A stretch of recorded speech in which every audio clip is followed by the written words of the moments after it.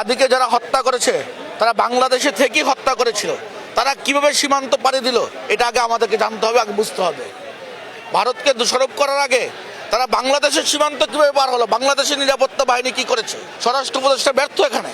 আদি ছিলেন একজন দেশপ্রেমিক। বিগত ফ্যাসিস্ট সরকার পতনের আন্দোলনের সময় হাদি অত্যন্ত গুরুত্বপূর্ণ ভূমিকা পালন করেছিল। হাদিকে যারা হত্যা করেছে তারা বাংলাদেশকে হত্যা করেছে, তারা গণতন্ত্রকে হত্যা করেছে, তারা দেশের স্বাধীনতা সার্বভৌমত্বকে হত্যা করার চেষ্টা করছে। আজকে হাদির মৃত্যুকে কেন্দ্র করে আজকে তার জানা যায় সমগ্র বাংলাদেশ এক বিন্দুতে এসে পরিণত হয়েছে। সমগ্র বাংলাদেশ আজ হাদির মৃত্যু এক জায়গায় একসাথে আমরা সকলে জানা যায় অংশগ্রহণ করার জন্য এসেছি এবং আমরা প্রতিজ্ঞাবদ্ধ হাদির রক্তের বদলা নেওয়ার, এবং আমরা বাংলাদেশের স্বাধীনতা সার্বভৌমত্ব রক্ষার জন্য যদি আমাদেরকেও ত্যাগ স্বীকার করতে হয় সে ত্যাগ স্বীকার করতে আমরা সকলেই প্রস্তুত এবং বাংলাদেশ প্রস্তুত। হাদি সমগ্র বাংলাদেশের কণ্ঠস্বর ছিলেন। ফ্যাসিস্ট সরকারের আমলে হাদি যে ভূমিকা পালন করেছে তা ছিল বাংলাদেশের প্রতিফলন। হাদিকে হারিয়ে আজ বাংলাদেশ একজন দেশপ্রেমিককে হারালো এবং হাদিকে আমাদের স্বাধীনতা সার্বভৌমত্ব রক্ষার জন্য, আগামী দিনে গণতন্ত্র রক্ষার জন্য, গণতান্ত্রিক আন্দোলনের জন্য, দেশের স্বাধীনতা সার্বভৌমত্ব তথা আগামী নির্বাচনের জন্য হাদিকে খুবই প্রয়োজন ছিল। এবং আজকে হাদিকে হারিয়ে আমরা এক দেশপ্রেমিক কণ্ঠস্বরকে হারালাম। জাতি আজ শোকে স্তব্ধ।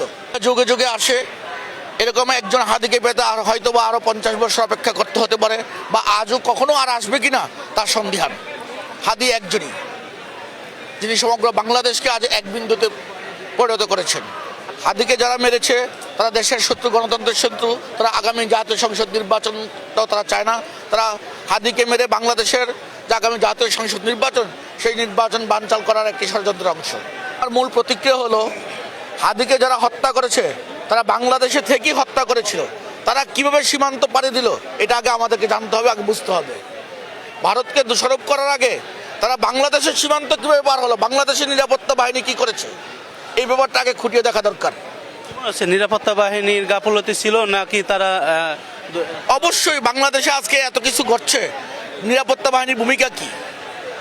বাংলাদেশের স্বাধীনতা সার্বভৌমত্ব আজকে হুমকির মুখে।